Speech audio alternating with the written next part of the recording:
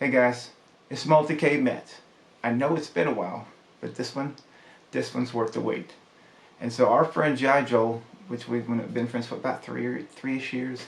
Anyway, he makes inline risers for arcade one-ups, and he's been crushing that given market. But he got brave, and he swung for the fences, and he's making his own 3/4 scale cabs. And so I'm blessed enough. I have number 2. James Hates Everything got his Popeye cab, and then I got my Player's Choice 10 cab behind me. And so he makes these in like chunks of 20 or 30 at a time, and so he just ships them out one by one. He's a single guy.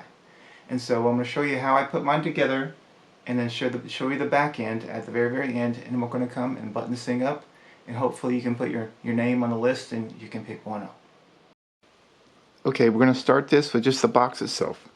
So it clearly says it's heavy, and it says fragile, please take care. But then UPS has this challenge as like, I don't know, box Olympics or something, where they just like roll it down a hill, or just they simply don't care. Like, there's another fragile, take care, and then, but they don't care. So we're going to cut this box open, lay everything on the floor, and see what we got, and we'll go from there. Okay, we have everything unboxed. And the part of the box that was boogered up the most was this little part of the control deck. So it faces down, and so if that's the worst case of that box, I'm stoked. So here's everything laid out. Here's the sides of the cab, and all of Joel's just genius thing of like, putting this versus the stickers. Everything just described in there, and then just check out the detail of this dude. Like, buttons with his little personal sticker on there. Everything has stickers on there, and then it's just so tastefully done. I know he's my friend, and I am biased, but this is top notch. All right, so we're gonna get everything laid out on the ground using the PDF instructions that we have. So, and then basically we're gonna get everything scattered out there in the appropriate manner, and we'll see you guys in a second. Okay, so here's where we're at so far. Anything that had a cam or a lock has been put in place at the appropriate spots. So I just took my time, a little screwdriver, and knocked it out. And so besides that, I guess Winnie's Chicken approves. And so I'm going to build the bottom box just to give me more space in my given room, and then we'll go from there. Okay, so the base is done minus the coin door. And so, but structurally, it's crazy. So the whole cam lock system, I could probably stand on this thing. So it's B1 to B1, B2 to B2, etc., right? And then there's one in the middle here. And so this is where this cabling's going to go down the middle. And so it just gives me more room to, in my given space, to do the top safely. Because it's where the majority of the expensive things are going to be. So anyway, we'll see you in just a second. Okay, so here's where we're at with the top portion of the build. I just want to show like how thoughtful Joel is, right? I use this screwdriver, right? But then there's portions of this where I can't get my screwdriver in for a cam lock, and he ships this guy right here. So, like tight squeezes, you can put your hand in there, and then turn, and it works. Now the other thing is, check this out. So, here is the power brick, right? And then if you look in the bottom of this guy right here, ta-da! That's your power switch. So it's just ridiculous. And also real fast, so my given portion, or my package that I got from Joel, doesn't include the intake deck because I already had one. And also I didn't ask for a monitor because I have 2 or 3 of these that I've done from like my House of the Dead cab, right? So I have 2 or 3 NBA Jam cab monitors that I have laying around, so there's no reason to ask for one when it's just e-waste. And so if you order my package, it doesn't come with the intake deck that I got from Amazon or this monitor. And if you want this included, you'll have to ask for that based on his drop down list. But so now we're basically going to add the monitor, the other side panel, and then we'll go from there. Okay, so we had to pivot for a second. So the top portion of this has like 12 to 15 cams, and the cam locks are over here, and so they're all spaced out. And so I'm older and my vision's not as great as it is, and so anyway, trying to lamp all those with when one person is going, it's a train wreck. And so I'm gonna wait till either Sue or Monica gets home so they can help me put the top on.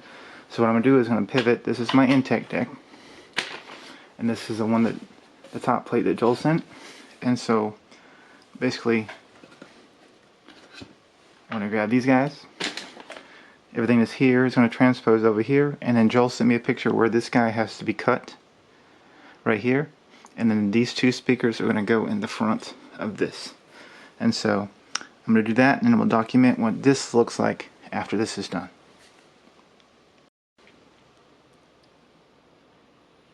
Okay, everything from the Intech deck is now transposed to here. Let me get my hand out of the way. There is that. So now, we flip this over. This is where the NES cartridge is going to go, which is right here. It's going to come out on the bottom. So Joel did this so you no longer have to have the Intake deck where the cartridge is like literally halfway in the middle of your screen. And then this is the speakers on the front, which is going to go right roughly here. Alright, so now I'm just going to wait for either Sue or Monica to get home so we can put this guy up here. So there you go. Okay, with Sue's help, we got the top together. Just based on my vision, there's no way I could have smushed like, 15, pins together in those holes. So, alright, so here's the side so far, and then right here is the seam. Like, it's very, like right here, Pac-Man XL. The quality is the same, so far it's nice. The Retro 530 coin door. And so here's what I got left. Is the monitor, and so I'll do that. Gotta figure out based on the bezel. Right now the one I have, the bezel here it's an NBA Jam, and so here's the marquee, and here's this side so far. And so we'll get this figured out, and then we'll take a chance to stare at it.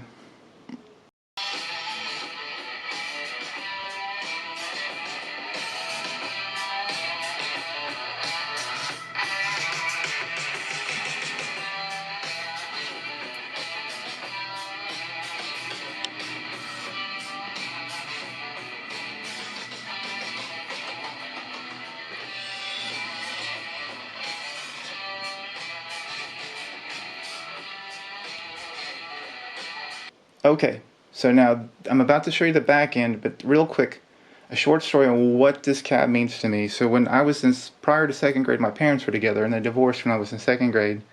They were in, I would say, a bowling league for most of my life as a child. And so, but we would each get $2 as a sibling to entertain ourselves for that given amount of time where they were in their bowling league. And so the play choice was at that bowling alley, and I would play Sight Bite over and over again because you would get 3 minutes for a quarter, which is phenomenal. And so you would get your best bang, get a drink, play Sight Bite over and over again, or sometimes Castlevania. So that's the story on why I love this cab, and I'm grateful that I was the first one to get the play choice cab. So here's the back end. You hit the reset button on whatever game you're in. You go in the folder, and all of this is a game. So let's say we want to play Super Mario Brothers, right?